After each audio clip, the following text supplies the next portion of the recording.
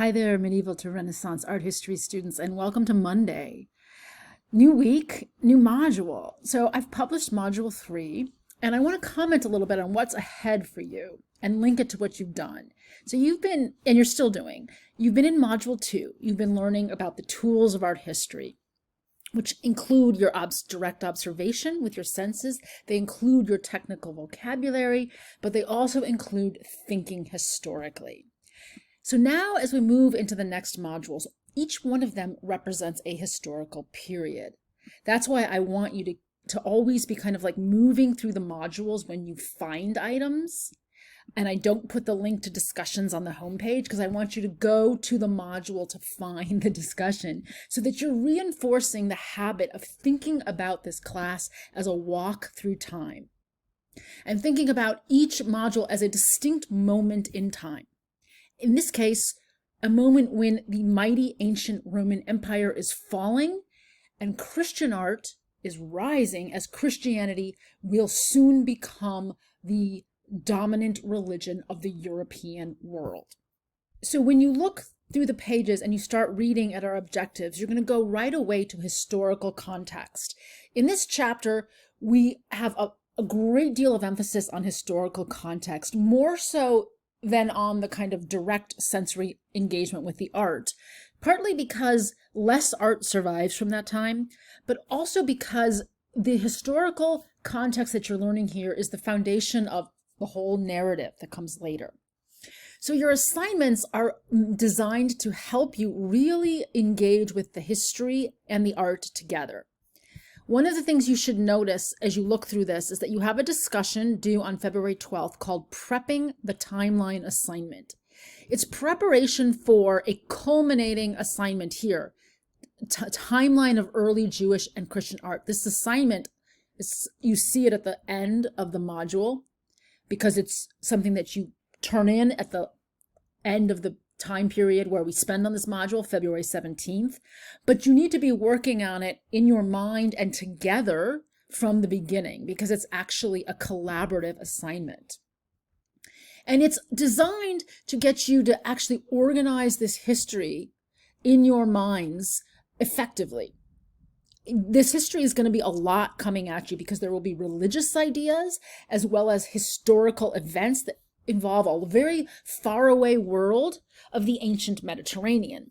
So your assignment is basically about creating a timeline that gives a visual representation of the flow of change that you are learning about in this module.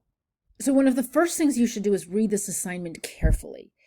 Understand clearly what it wants you to do and ask any questions about it right away. You don't want to be waiting till the last minute because you want to approach every module, page, video, textbook reading with the idea in your mind of, okay, how am I going to distill all of this into a timeline and being prepared to work with your peers who will decide how you're going to share the different tasks and roles that go into making this timeline.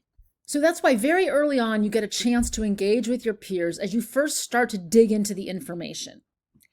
And you'll see that it's sort of divided already for you in terms of the flow of time and markers for historical change into Rome from 100 to 300 versus Rome after that. When we talk about imperial Christian art, this will make more sense as you do the reading. To help you, I've created a timeline as a kind of a model that you can look at. You shouldn't be slavishly attached to it. It's only one kind of broad sense of what you might do. I used PowerPoint. That might not necessarily be the best tool. You might actually prefer to use a video tool. I want you to have creative freedom in terms of the part that goes into visualizing and writing. I want you to be able to bring in kind of your imaginative skills. So in showing you this model, I was actually going to pan out from the period that you're studying, because in this chapter you're studying really this period.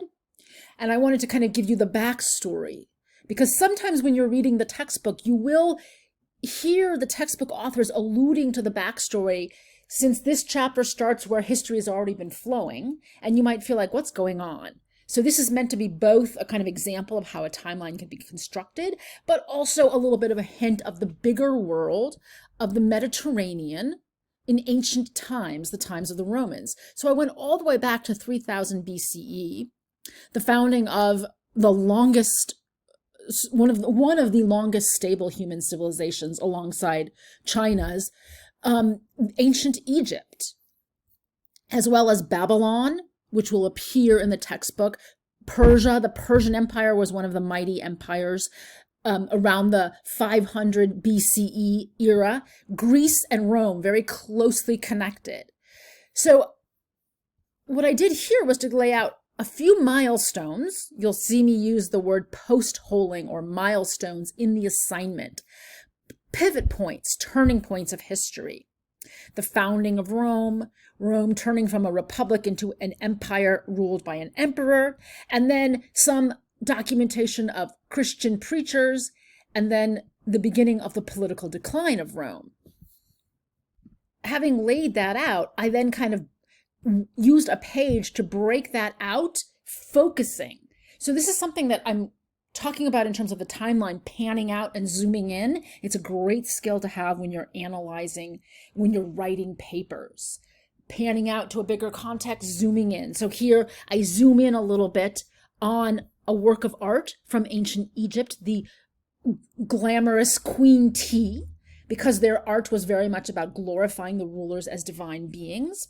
I talk a little bit about Babylonia, partly because it's famous for the brutal suppression of its Jewish subjects. So Babylon is a name that echoes through the Bible for the memory of Jewish persecution and liberation from persecution. And of course, it echoes in the songs of Bob Marley as a memory of taking that biblical story and using it to evoke the persecution of African Americans and the liberation of African Americans.